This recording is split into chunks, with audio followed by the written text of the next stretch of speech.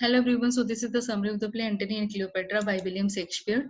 Antony and Cleopatra is a tragedy written by William Shakespeare and published in the first folio in 1623. The source of this play is Plutarch's Lives. The play is set in Rome and Alexandria, Egypt. The important quotes from the play are, "In time we hate that which we often fear. Give me my robe, put on my crown, I have immortal longings in me.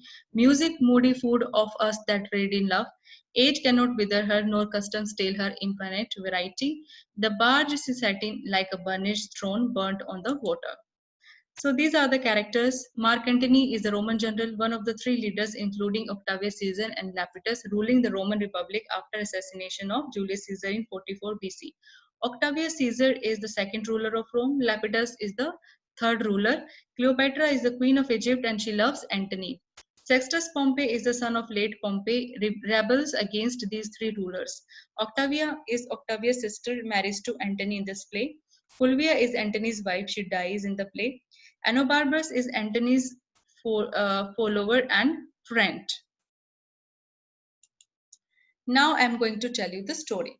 So when the play begins, we see that now Mark Antony, Octavius Caesar, and Lepidus are the three rulers of Roman Empire after they have defeated Julius Caesar's murderers, Brutus and Cassio. So Mark Antony is neglecting his duties as a ruler and is spending most of his time in Egypt with his mistress Cleopatra, who is the queen of Egypt. So when he gets the news of his wife Fulvia's death and the tension which is going on between Sextus Pompey and Octavius Caesar, he decides to come back to Rome. Okay, and Octavius Caesar warns Antony to be careful about his duties as the third ruler of Rome, and offers Antony his sister Octavia's hand in marriage so that their relation can become more strong. And Antony accepts this proposal and marries to Octavia's sister Octavia. Now Octavius, Lepidus, and Antony meet Sextus Pompey to make a settlement so that they don't have to fight with each other.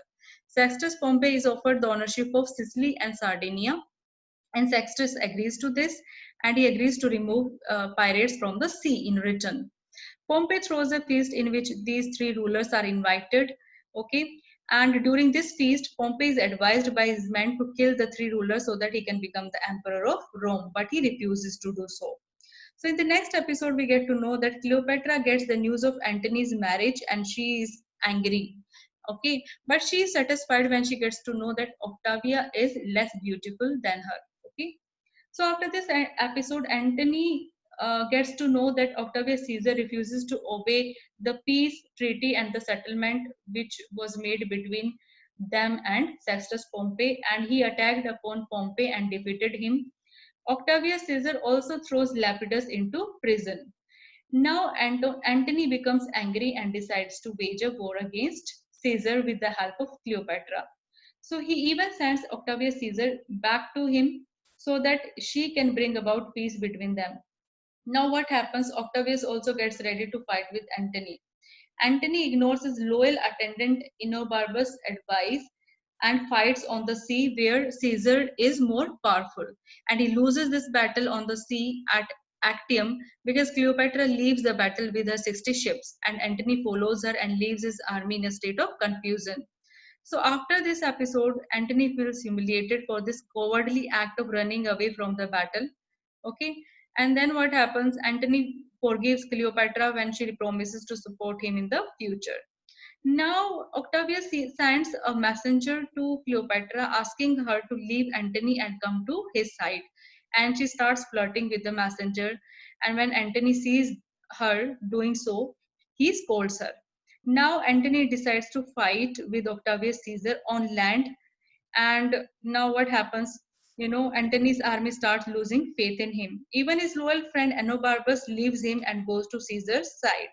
Antony feels quite upset, and he sends Enobarbarus' possessions to him. Enobarbarus now realizes his mistake and feels guilty, and he dies in sorrow.